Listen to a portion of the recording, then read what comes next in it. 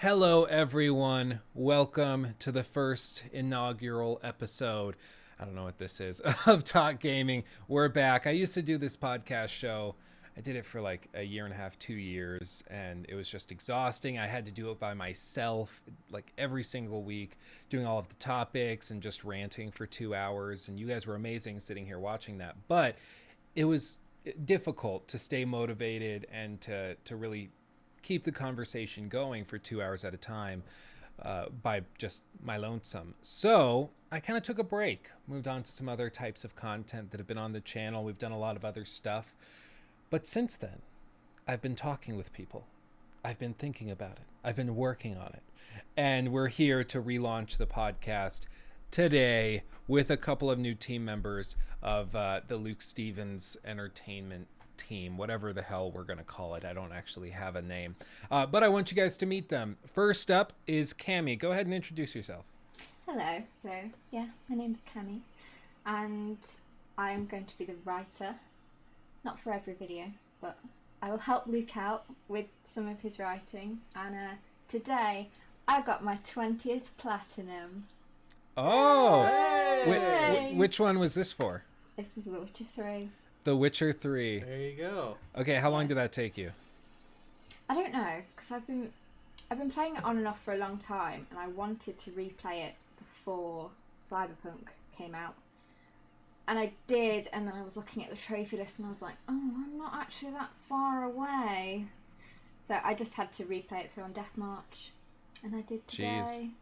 You did it. You did it. Well, congratulations. Thank you. You did it.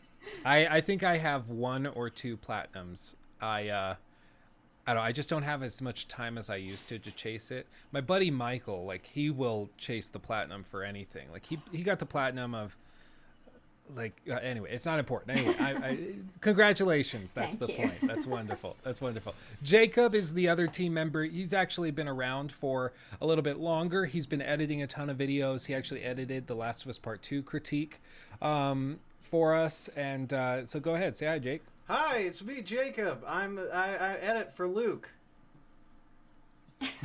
Yes. I love his hoodie. He's got a great hoodie today. I got my good hoodie on. Yeah. Yeah, it's a good one. And yeah, just more broadly, these guys are helping with the channel. They've been helping for the last couple months. You guys just haven't seen them. They've been behind the curtain, but they've been doing such a great job. I want to get them in front of the curtain. Not to mention, like, honestly, the inspiration for this podcast coming back was that, I mean, we have these conversations every week during our conference call when we go through where we're at, what we're doing, what types of videos we're working on. And I, like, one day I just realized, like, oh crap, like, we're having these conversations anyway. We might as well record them, put them up on the channel, maybe get some guests involved and get some people on here to talk with us and hang out with us. It just seems like a no-brainer, like a really good fit. And so that's what we're doing. So we're going to go through some news topics. We're going to talk about what we're playing, what's going on. And of course, once we get into this, we're going to start doing a lot more viewer participation. So we might even end up going live, which I would like to do. But of course, that's going to be based off of your feedback. So as always, comment section below. Let us know what you think and what you'd like to see. That's how we know.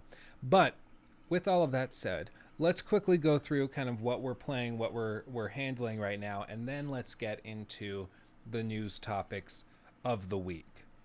I will start, just because I will.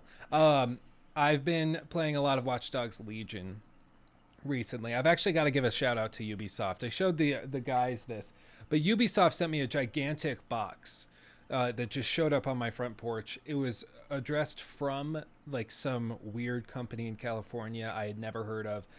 It was a little bizarre, but that type of thing does happen. I just figured my wife had ordered something, and, you know, it's like, oh, great, more stuff. But I got it inside. My cat started helping me unbox it by chewing on the corners, and I opened it up, and it turns out it was like Ubisoft just sent everything. They sent everything. They sent me the collector's edition of the game, so it even has this, like, bust mask thing, and it even, the crown turns on. Yeah, well, the camera makes it look kind of bland, but it's kind of crazy. And now it can match up with my Last of Us Part Two Collector's Edition. If Cyberpunk ever comes out, I'll put that Collector's Edition statue up with it. Um, so that's awesome. They sent me like the little statue. I think this is called the Churchill because he has the monocle and the cigar. So that's cool. They sent me the steelbook of the game and a scuff controller, which I honestly already have the Elite controller. So like it's great. I'm very thankful. But this will be probably for co-op and stuff. But it even has the Watch Dogs Legion print on it, which is crazy. It's like ridiculous. So thank you, Ubisoft. You didn't have to do this. I had already played the game. I've already like been working on the videos for it. And of course, like it doesn't alter my opinion in any way. We actually are finishing a video, which will probably be out by the time that this podcast comes out. But a video we just wrapped up was breaking down whether or not we could break Watch Dogs Legion's world, which, I mean, I think is kind of fun. But thank you to Ubisoft. I just want to say thanks because that's above and beyond, and I appreciate it. So that's awesome. I'm working also on a critique for an upcoming game that has not released yet, and I cannot talk about it. So I will leave it there. So Cammy, what are you? I mean, obviously you just got your platinum trophy. Yes. Yes, that's wonderful. What's your next project going to be now that you don't have Cyberpunk right over the horizon? That was the thing. Because I was talking about it earlier today. I was thinking, what the hell? I don't know whether, because I was going to go on to next gen games, but I also have Yakuza 0 just sat, and I'm like, I want to play it, but I also know that could be a very long, time-consuming road. So I don't know. I've never played the Yakuza games. What, like, I honestly, if you ask me what they're about or what type of game they are, I couldn't tell you. How would you pitch Yakuza to me? I haven't played any yet. Oh, you haven't played it? Okay. So I would pitch it badly. I think the impression I get is it's Japan off the rails. I've heard that you can, like, one moment be, like, fighting on the street and the next moment doing karaoke. And that's just something that I need in my life. There's just something about that. There's just something wonderful. about that I need. It's like, it's going to fill that Persona 5-esque hole in my heart.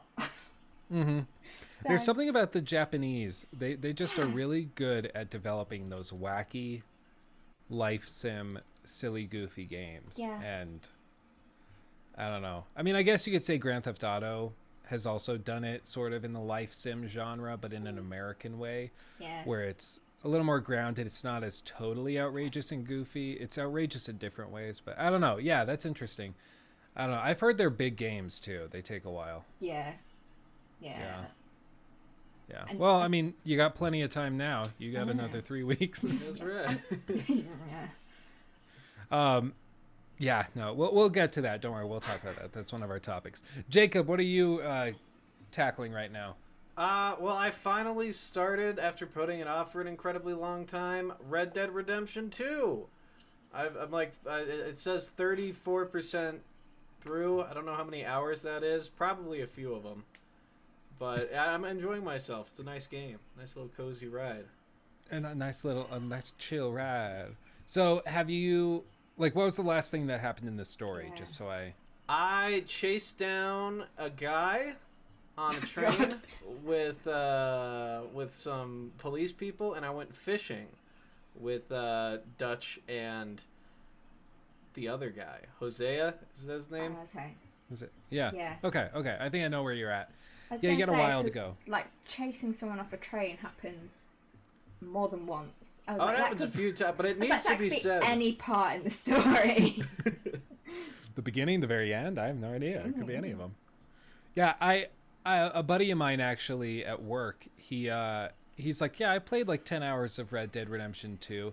I'm probably a little ways into it. I'm thinking maybe like a third or halfway, and I was like, buddy, Oh god. no. You've got. I think my first run through took me around 80 hours, start to finish, end of the prologue, Yeah. like 80 hours. I It's a big game. That's a Mine was lot of similar. time. And then I played through it again, and that must have been 150 Jeez. years. I mean, what really broke my heart with that game, like, not. I guess it's sort of spoilery, but basically there's an epilogue that happens after the main story ends that sets up the events of the first game really well. And a lot of people got to the end of the main game, quote unquote, after about 60 hours and just stopped playing. Like my buddy Corey, he stopped playing. He didn't get to the epilogue. He played like 20 minutes of it. And he's like, I'm good. And part of the reason is that it goes from like crazy action, crazy, and then it gets to the epilogue, and it is the most, like, you're basically just working as a ranch hand, and that's it, for like 4 hours before anything happens. So I understand why people kind of got fed up. I thought it was great, and I talked about this in my review critique thing, because basically I thought it was a really cool way of showing like how the outlaw bandit lifestyle was so exciting, high-paced, and crazy, and then this individual you play as goes into this more pacified lifestyle, working as a ranch hand, trying to earn an honest buck, and he's bored by it, and so is the player. And I thought that was a really cool way of tying the player's emotions to the character's emotions. But I think there's a side effect of that, which is that people, like, they're bored. Yeah. And they're like, I'm bored by this. Why would I keep playing? Especially when you feel like you've already reached the conclusion of the story. So I think it was probably, it's an interesting idea, but I think it could have been done better. But the point is, you should finish it. It's You a great definitely game. should. Oh, Highly then I'll recommend do it. that. I like the horses. I like the cowboys. It's my favorite cowboy based game. Yeah. Did you play the first one? No. Wait, No? no. I played the second first one. Oh, so you played I Red didn't Dead play- Redemption. played Yeah, Red I Dead. You didn't play Red Not Dead Revolver. Revolver. I didn't play Revolver. I didn't know that was a game until I went to this retro gaming store, and like the cover for it's like a cowboy like this. He's like with a Yeah. gun, and I was like, that's super goofy looking. I was like, that kind of looks like that one game I played, and then sure enough. Yeah. Sure enough. Sure enough. Yeah, I love the original, not Revolver, but Red Dead Redemption. It holds a special place in my heart. Because it was like that game, and then also Skyrim, that made me realize that you could have straight up an entirely different world in a video game that you could explore. Like, and I'm sure there were other games that for other people, made them had that realization earlier. But for me, I mean, I was like, 14 when Skyrim came out. So like for me, that was a big like moment. So yeah, anyway, that's wonderful. I'm glad you're playing Red Dead. Yeah. It's great. Highly recommend it. As for topics for the week, news topics, there's some interesting stuff that happened. I mean, I think a couple of items kind of dominated the headlines, and I think in general there's a weird tension going around. There's a motorcyclist outside my window. There's a weird tension going on in the air because I think people are anxious about next-gen consoles. I don't think as many people got them as wanted them, of course. People, like, for myself, and we can go through, like, Cammie, you got a PS5, right? Yeah, I managed to pre-order one. Okay. Thank God. Yeah, I'm jealous because I was able to pre-order a Series X and a Series S, like 3 weeks apart or whatever it was, like not at the same time, but I was able to get my hands on both of them, and but I have not been able to get a PS5. Was not able to do it, and I wanted to get a 3080 because my PC is just simply not up to the task of games right now. So it has to get upgraded if I want to keep gaming on it. It just has to get done. but I can't even find a 3080. So I'm a little frustrated, and as are a lot of other people. Like, yeah, it's gaming. It's not the end of the world. You'll survive, and I will be fine. Like, I'll make it. But it's just frustrating because, like, it's this exciting time, and you're ready. Like, you're willing to pay to participate in this next gen thing, and that doesn't even make it happen. Normally that was the barrier of entry for a lot of years, and for my whole life, was that I just couldn't afford the next gen console. I couldn't afford the console I wanted to participate in that next level. Now I can, and it's still like it's a total crapshoot of whether or not you get one. So it's a little frustrating. Jacob, have you pre-ordered any of them? I have attempted. I have failed on every single front. I was gonna. My first thought was PS5. I gotta get a PS5 to play Demon Souls, and then I was like, okay, well, yeah, I guess I could settle for an S and then get the PS5 a little later, but I can't get any of them at the moment. Yeah, Yeah. I get it. So I think there's a tension in the air because people are like, okay, next gen is about to hit.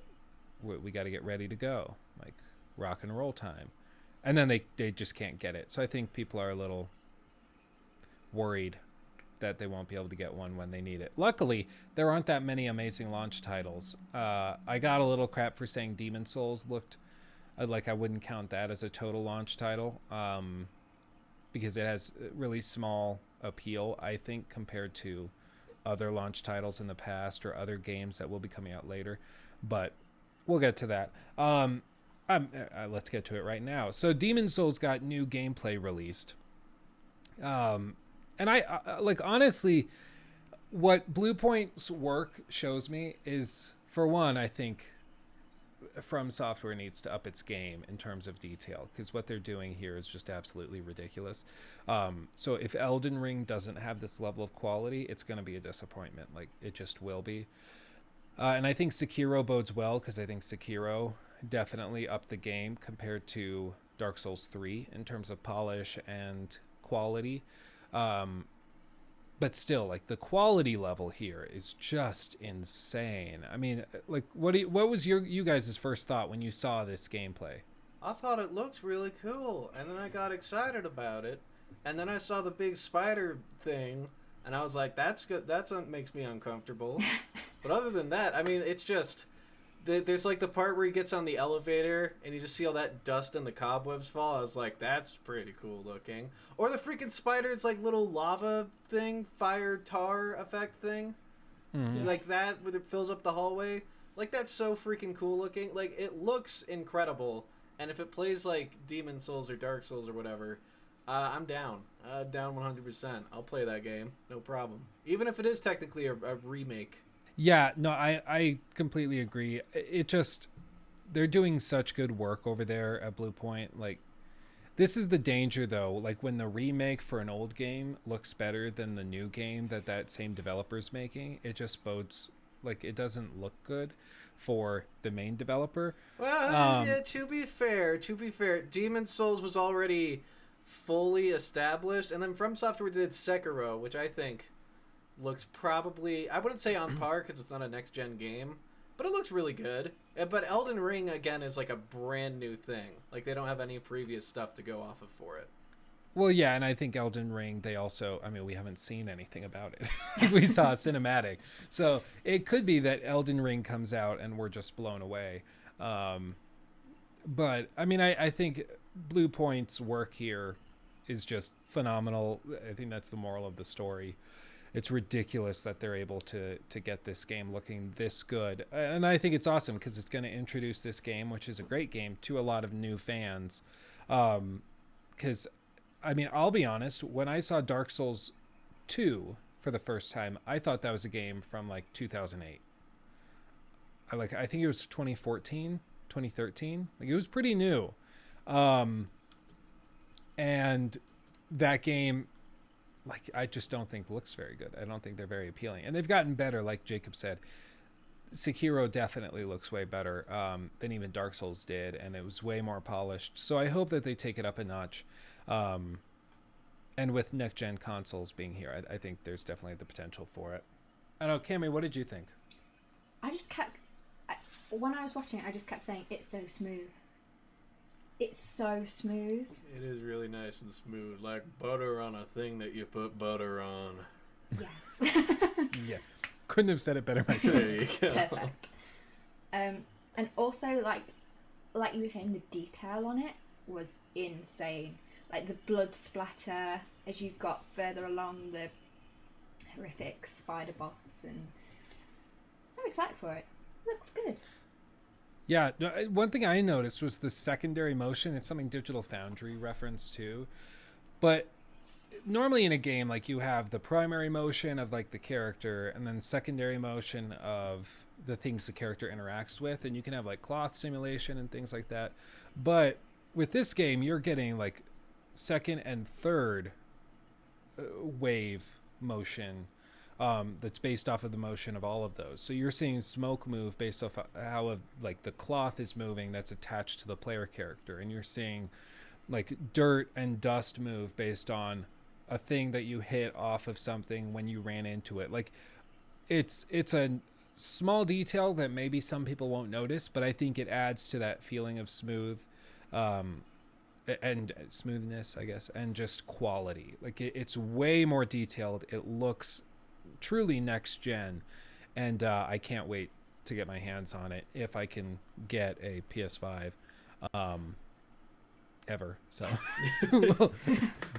we'll see. I did get, somebody told me that Amazon is prepping to do another round of pre-orders, but I haven't seen it, and I'm waiting eagerly.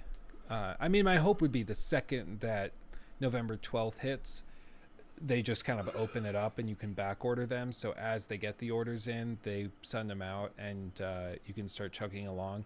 I don't know if they'll do that. I kind of doubt it because my luck isn't that good. But I mean, it reminds me, back when the Switch launched, the Switch came out, March, I think, of 2017, like March 5th or 3rd or something.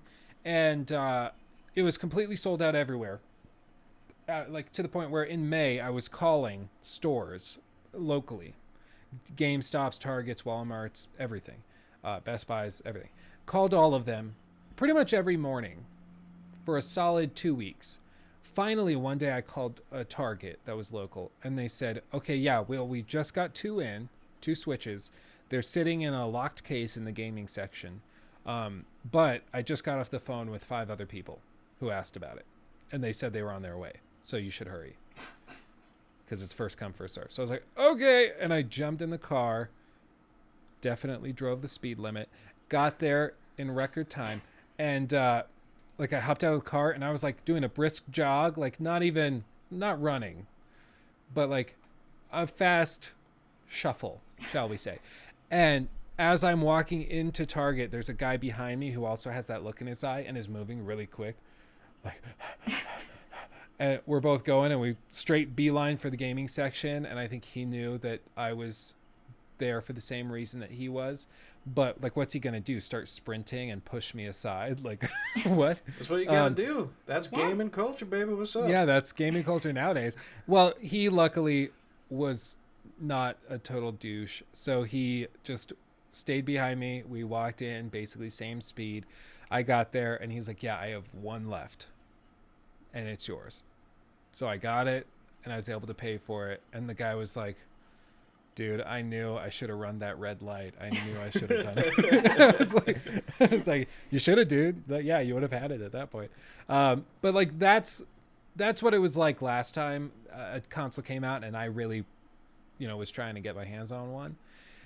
And I have a feeling it's going to be similar, because the PS5, I think, is just going to sell out the second it hits a shelf. So we'll see how they handle it. But it's crazy. This is next gen, baby. Next gen. Next gen, baby. What's up? Woo. Google What's up, Stadia what's up? 2 coming at you live with all your favorite 2008 games.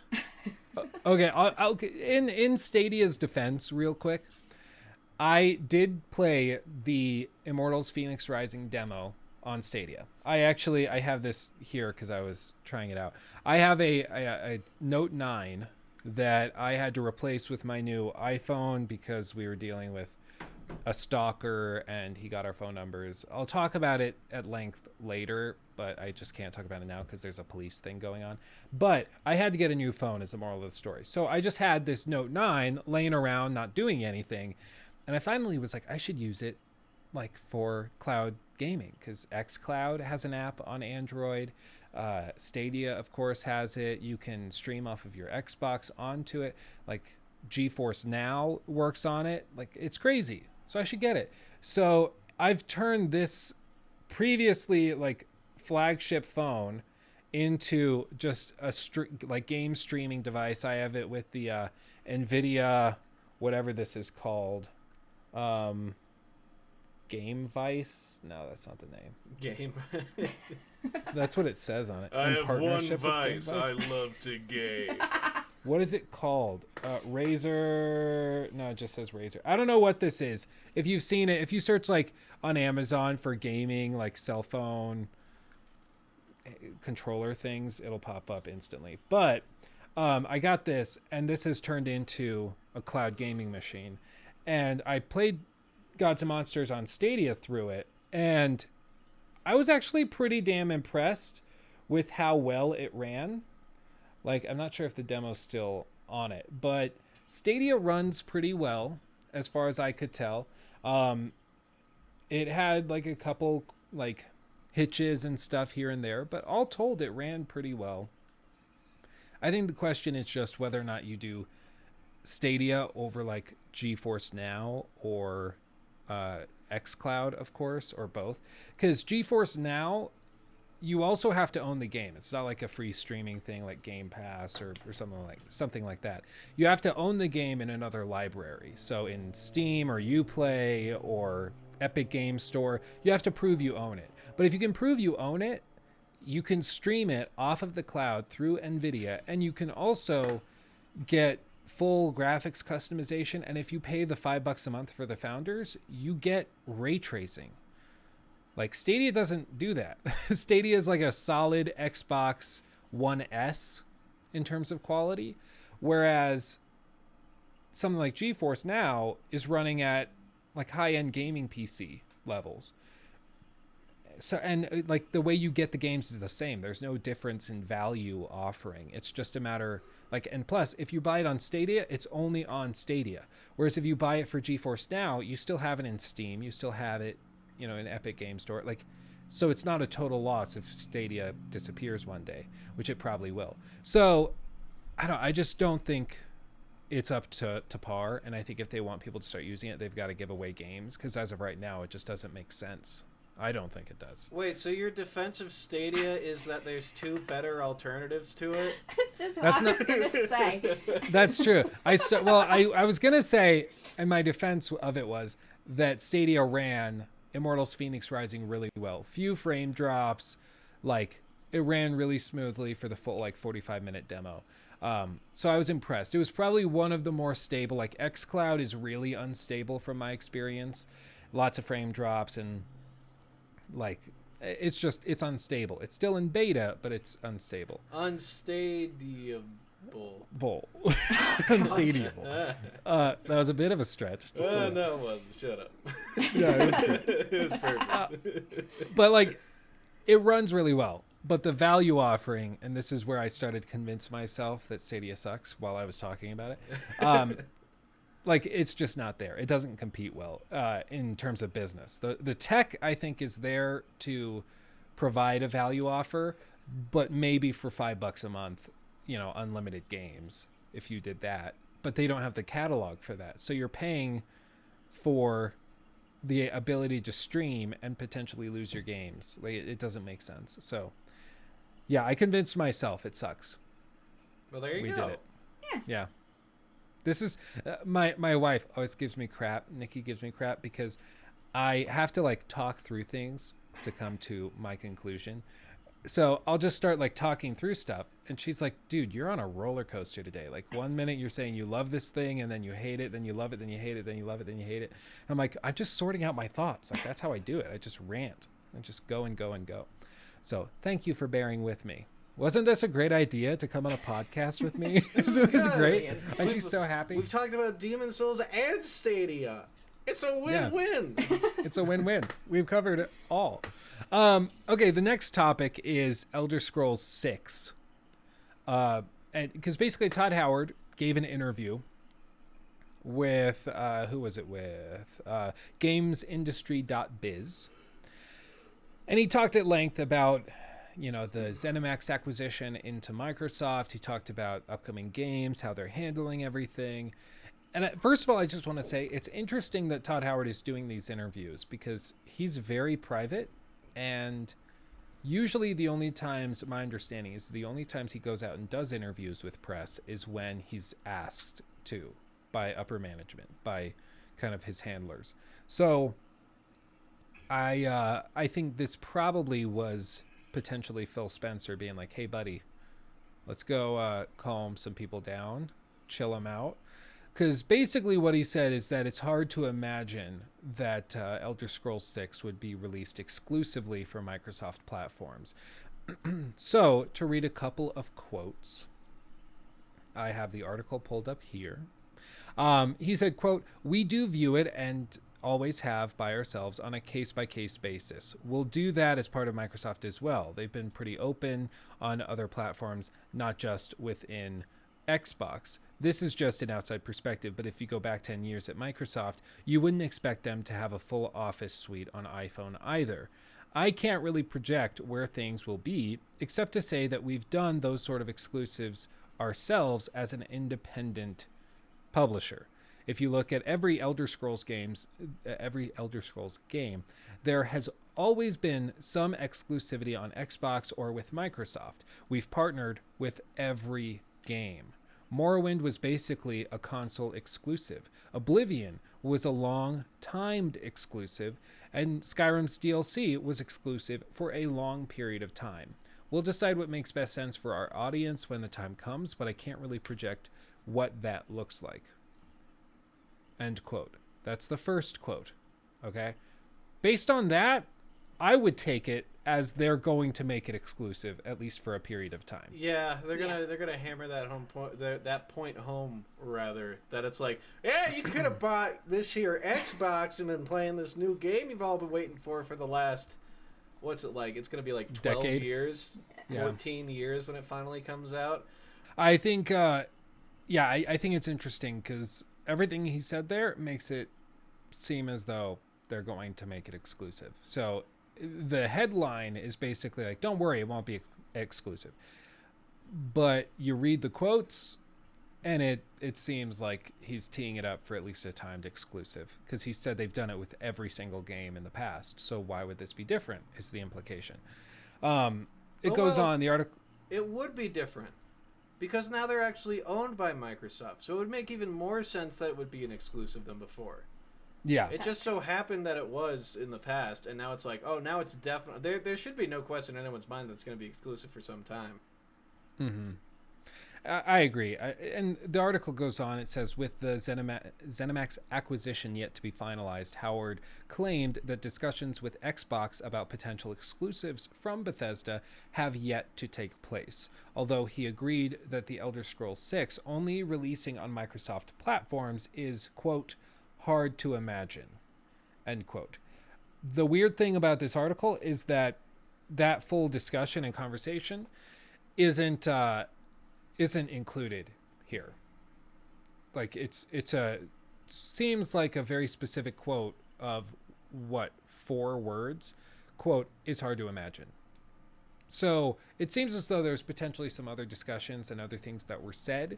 I would take that as the Elder Scrolls 6 only releasing for Microsoft platforms is hard to imagine, because we would probably eventually come to PS5 after a year, or after, a year and a half, whatever it may be.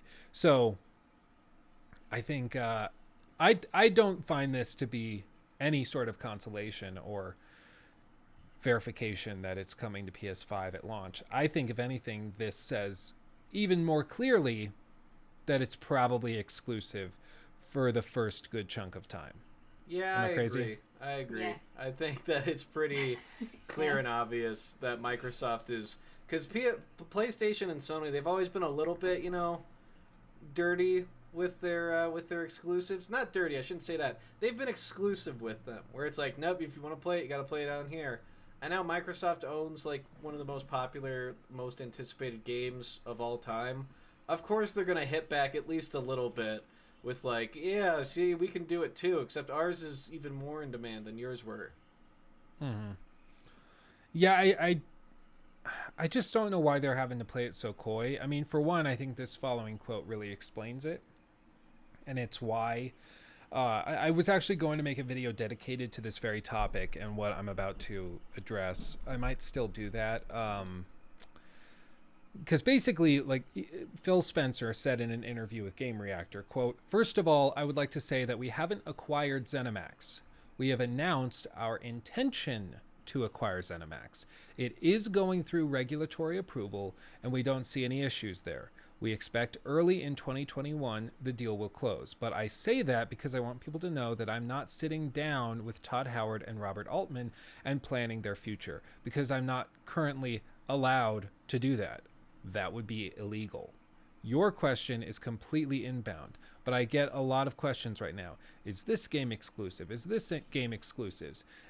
Right now, that is not my job in regards to ZeniMax. My job is not to sit down and go through their portfolio and dictate what happens." End quote. And here's the big thing. Like I've said, they haven't bought the company yet. They aren't closed on the company yet. And the regulatory review that he's talking about is basically something where, like the FTC and a bunch of other government agencies look at this purchase and determine whether or not it's monopolistic, whether or not it's going to squash out competition in an unfair way that's unhealthy for the market and for the customer. Which is why, like, you know, there's been a lot of lawsuits and people asking, like, if Google should be broken up because Google dominates information and traffic on the internet, and so it creates an unfair advantage for all of the other competition. With this,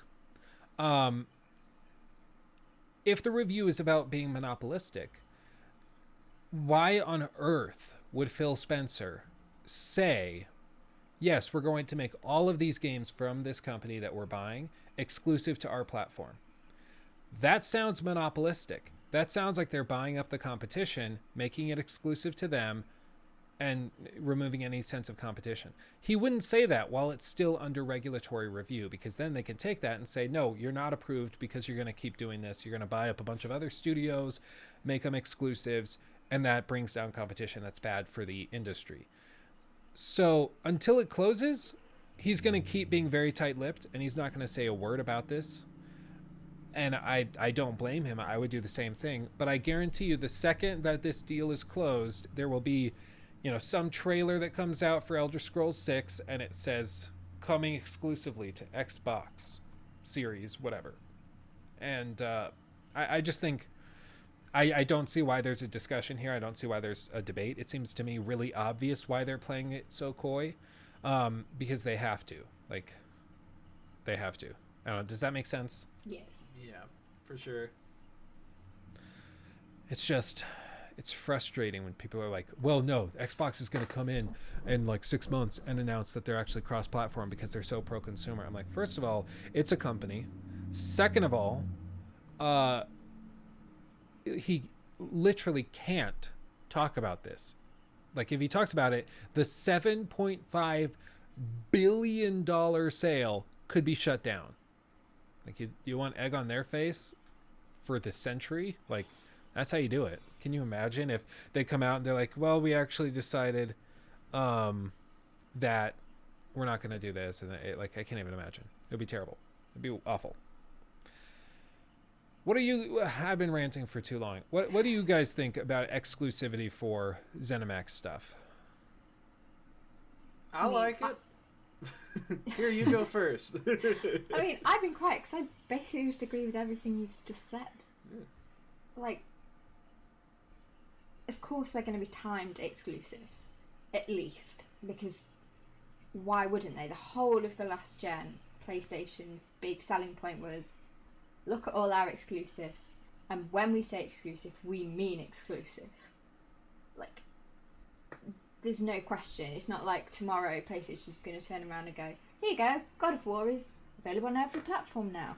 It's not going to happen. So if you were Xbox, yeah, you'd make them timed exclusives. It's a business, isn't it? Yeah, it seems like it makes perfect sense, and I feel like the people that are saying, like, no, they're not going to do that, they're pro-consumer, are the same people that are, like, getting upset that certain games are getting delayed because they need to be adapted or fitted to other platforms. Like, I could be playing Cyberpunk right now on my PC, but you console peasants, you're making it so I can't. Like, those same type of people are the same type of angry people that would be like, they can't make that exclusive. They shouldn't be able to buy that because I like that thing. Then you should get the console. That's the whole purpose of buying it. It's a business move. Yeah, and you've been playing this game with PlayStation and Nintendo for ages. Like, do you think the Xbox or PlayStation 5 is incapable of running Breath of the Wild? No, it could run it pretty easy, but it's an exclusive. That's exclusive to their platform. That's how they run their business. That's why you buy a Switch, because you can't get those games anywhere else. And or at least it's one of the reasons you buy a Switch. But I think it's, for a lot of people, the main reason.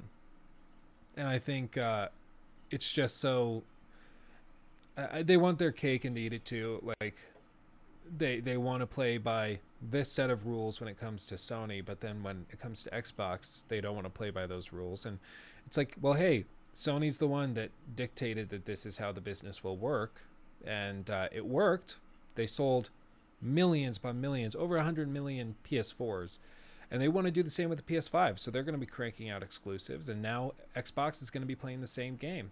I mean, either way, I think it's a good time to be a gamer, because it means you're going to be getting more and more high-quality games. Yes, they might be relegated to a specific console, but that's always been the case, and either way, more amazing games is good. So let's, enjoy that while we can. If it's amazing. We still don't know. Probably not. It could be like the opening of the game. You have to, like, you see, like, all the loot boxes they have, and then the leveling system is now based on a point system, and you can buy the points for $3 a point. Dragons are gone. Great. That sounds great. I don't know what you're talking about. Well, so the next topic we have, Cyberpunk's delay. We kind of addressed it. We mentioned it a couple times because we're all frustrated and kind of ticked. Ooh, not me. Delayed 3 weeks. December 10th. That's when it's coming out now. Allegedly. They say, and news came out after the fact saying that the delay was primarily centered around polishing up for current gen consoles. Apparently the PC port and next gen console ports are running pretty well. Everything's good and they're rocking and rolling, but the current gen consoles are struggling and they're having to do a lot more polishing to get them up and running on there, which, I mean, makes sense. This is a game that's bridged to next gen and is very ambitious, and it technically has to run on 2013 hardware. So I get the frustration. But either way, I think you have to call CD Projekt Red out for their complete inability to reasonably and realistically project project deadlines. Like, it's ridiculous how they haven't been able to hit any of these deadlines. It's insane. I don't know. They should have just released. I get why they would release it in November. I get this time frame is very good for releasing things. But with how many consoles there were, like, it's a next gen game that's also going to be on past gens. They had to have known that there's probably going to be some hiccups, especially with the amount of hype around the game, how much they're putting into the game, how much stuff they wound up cutting from the game. They should have just, like, set a really, like, not optimistic release date of, like, June 2021, and then just let their team work on it for, like, as hard as they can, as fast as they can, whatever, but just work on it, and then once it's ready, just like, okay, gauge it from there. Yeah. Because like, December 10th sounds good, but I'm still not 100% sure if it's actually going to come out on December 10th. I think it's more likely to come out in 2021. Yeah. Like, I've seen so many people in the comments, and I totally agree, saying they should have taken Naughty Dog's approach in what they did with The Last of Us Part 2. It was like, okay, we're delaying this indefinitely. and when we have a set date, we will give it to you. Don't just keep setting, like, let's add 3 weeks on, let's add 2 weeks on, let's see what's going to happen. Yeah. No, I completely agree. It's just, it does, and it makes you look like total idiots. They've lost $2.5 billion in their market cap because of this. Because investors are like, if you guys can't even reasonably project when you're, like, the biggest game you've ever made is coming out, to the point where you're like, if you remember, they made those limited edition Xbox One X's that were Cyberpunk themed. Because the game was supposed to be out in April, like before the next gen stuff was announced. Like, wasn't it April, the first date that they said? Yeah. Like, it was supposed to be out in April, and that fell through. And now we're at the point where it'll be coming out, like, during the next generation. And that's just ridiculous. So, I don't know. I understand there's a global pandemic. There's things going on that make it difficult. Everybody at CD Projekt Red is working from home right now.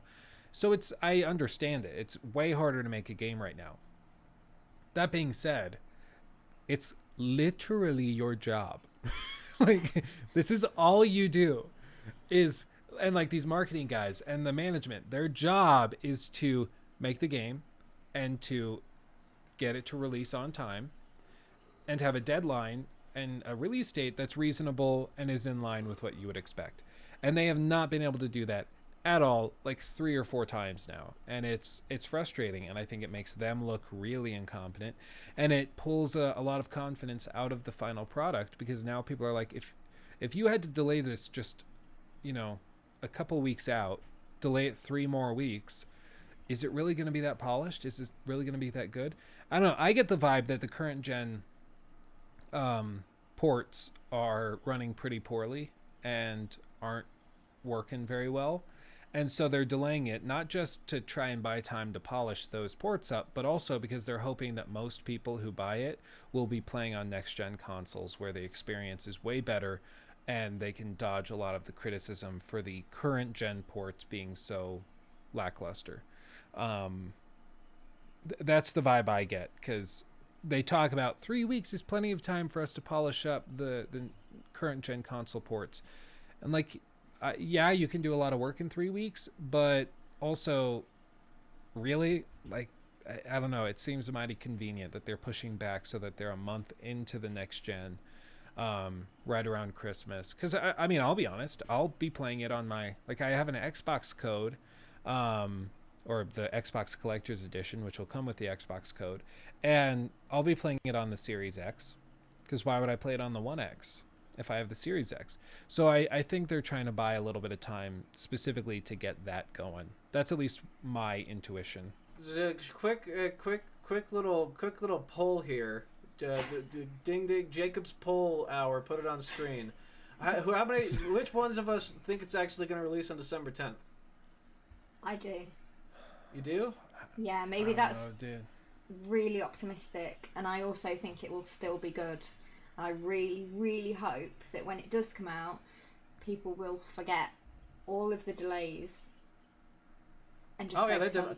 God knows I won't be talking about delays when I'm finally playing that game. Yeah. If I had to put money on it, I would say yes, because I think at this point the investors have spoken and they've said, listen, if you delay it again, just one more freaking time, I swear. Like, I think the management will probably be like, okay, even if the current gen ports are broken and don't open and don't run, I think at this point they would say, oh, well, we've got to launch.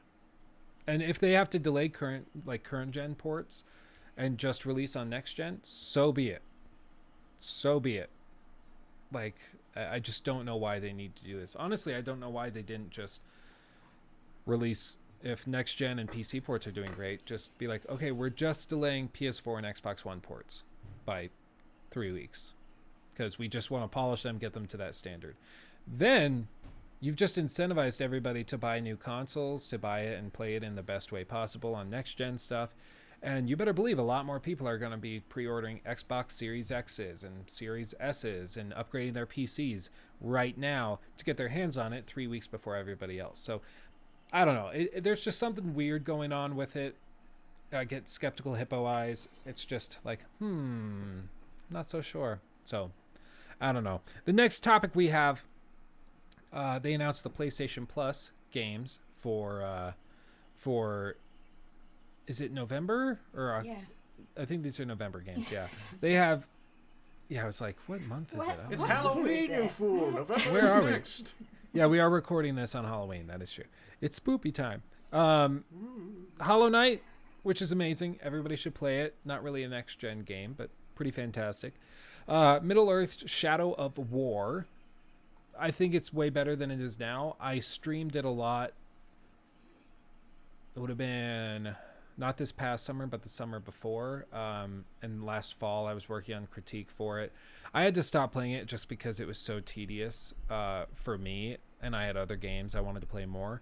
But I think it's solid. It just doesn't tap into the same magic that the first game had. But if you like the idea of recruiting, like dynamically generate, like if you like any of these Middle-earth games, not only will you like Watch Dogs Legion, but if you like Watch Dogs Legion, you'll really like Shadow of War. So give it a shot.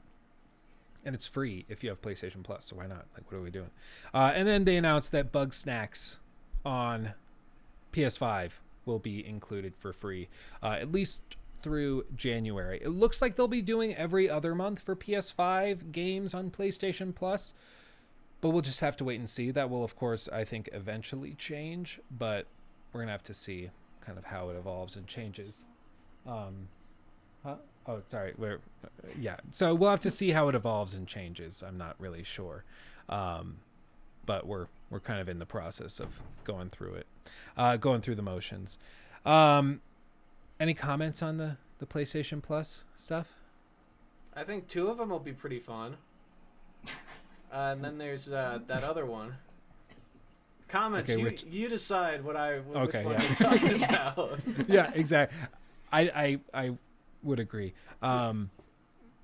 Okay, the Uncharted film also is apparently they wrapped shooting like yesterday or the day before. So now they're in post-production, they're editing, they're getting everything going, so they're on their way. And so we'll have to see. I don't know. The casting kind of weirds me out. I hope that this is like the video game movie that does it right and is phenomenal. But we'll just have to see. I mean, Naughty Dog has this, and then they are working on The Last of Us show and trying to get those working. So I think if anybody can do this right and well, it would be Naughty Dog. But we're just going to have to wait and see, because I honestly have no clue how this is going to turn out.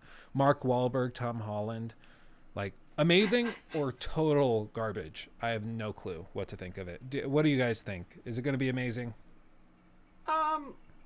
You go first. Okay. I'm going to say amazing might be a stretch, but so far it looks better than I thought it would. I agree. Yes. And I know there's been images of Nolan North on set, like... Yeah, coaching Tom Holland and stuff, yeah. Which is very promising. And I also think, I don't know, maybe it's just me, we sort of seem to be at a tipping point where video games are being treated with a lot more respect in like mainstream media, and people are starting to notice that actually the stories are, you know, it's not just, oh, let's shoot these people. It's like, thanks. It's, there's stories that are really, really good, and yeah, they seem to be respecting the game industry a lot more, and I'm hoping that's causing a sort of shift, because I know The Witcher on Netflix is mainly based on the books, but they've mentioned the games. It does have crossover effect, for sure. And yeah. I mean, in my opinion anyway, that's really good. Mm-hmm. No, I totally agree. I think, like I've always said, I think video games are the evolution of storytelling. Yeah. I think it's the next level beyond movies and TV, because it's interactive, and I think that's incredible. So I'm glad to see they're starting to get a little more, respect. And I think, like I said, Naughty Dog being the ones to head this up. They're the team to do it. They're writers consulting on these shows and movies. They could do it. They could make this work. And I hope it's amazing. I don't know. When does it come out? Does anyone know? 2021. I'm not sure of the exact date. They probably haven't put late. an exact date on it yet, I don't think. Oh, okay. But yeah, probably late 2021. next year. And it's directed by Ruben Fleischer. What have they done? Well, it's a guy, it's a man. He did okay. Zombieland. He did both Zombieland movies, and he made that really not that good Venom movie. He directed it at least. Okay, well, he could actually do pretty well. I think he's a Zombieland perfect is fit. one of my favorite movies. I love Zombieland. Did you see the Venom is sequel? fun. I did see the sequel. I liked them yes. both. They were both fun movies. I don't know.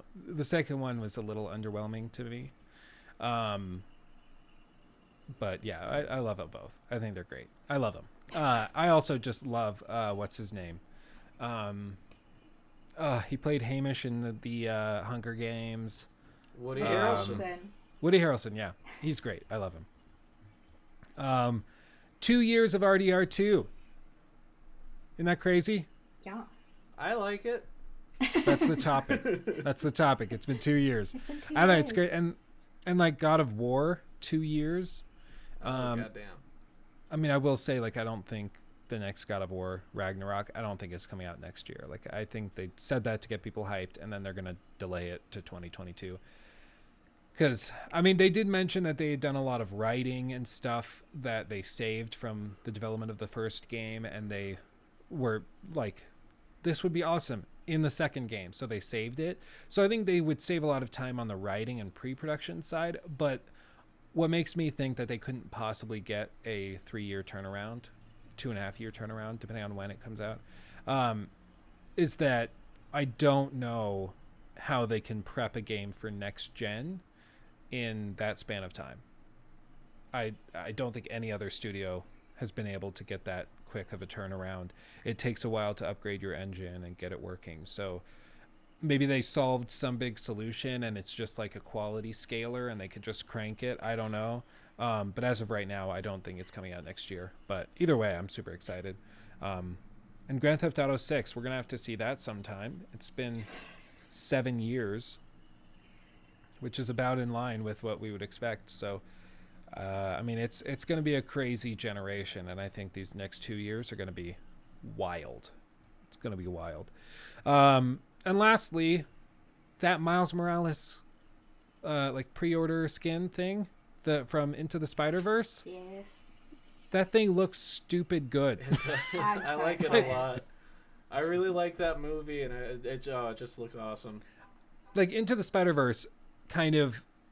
I don't know. Initially, I saw the trailer. I thought it was going to make me super like motion sick, and I thought it was going to be terrible. Just in terms of like, I get motion sick. I struggle with that type of thing.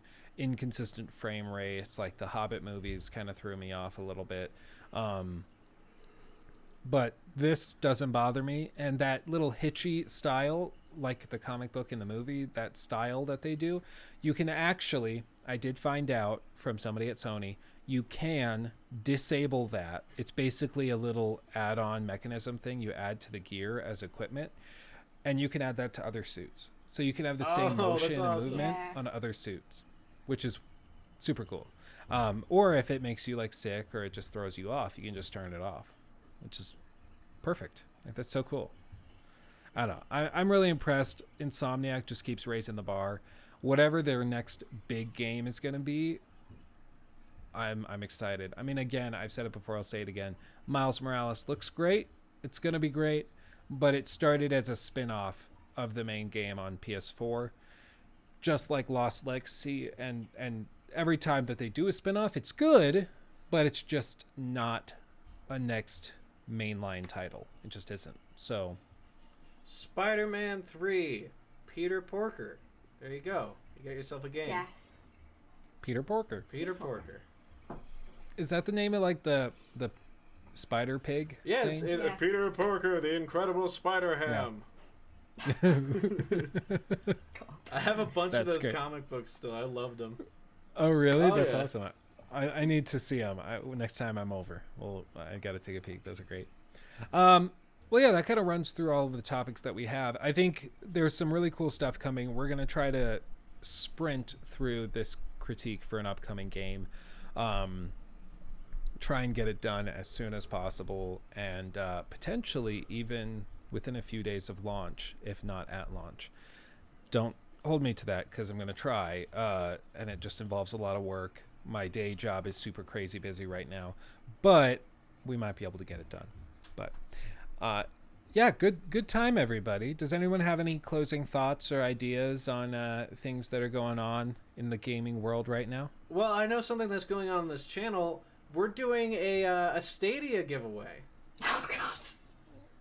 For every No, we're single person that gives me $60, I might give you a Stadia. Might. Don't hold me to it. Yeah, no, it's a giveaway, optional giveaway. Could get it. Yeah, no, we are doing a couple giveaways. I will be tweeting out the winners of the Govi giveaway for the light strips, the same ones I use behind me. We'll be tweeting out that winner. And then the Cyberpunk 2077 giveaway, which we're doing.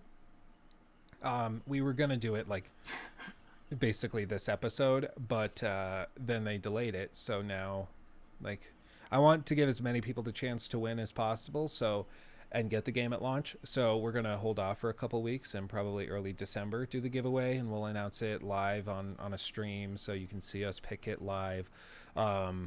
Randomly. It's going to be pretty cool. It's going to be pretty awesome. So stay tuned for that. All you have to do to enter that giveaway, join the Discord, which will be linked in the description. You've seen our handles on screen. Follow us all on Twitter so you get notified when we're going live and when we're doing different things, and you can just ask us questions, chat about stuff. Super awesome. We love engaging with you guys. And if you have any ideas or topic suggestions, anything you'd like to see on the next episode of Talk Gaming, make sure to leave it in the comments, or again, tweet at us at our respective handles, and you might just get featured in a video. You never know. Might just happen. But that's all from us. Thank you so much for watching. We love you all very, very much, more than you could possibly know, and we'll see you in the next video. Bye-bye. Bye! Nailed it. That was pretty good. Beautiful.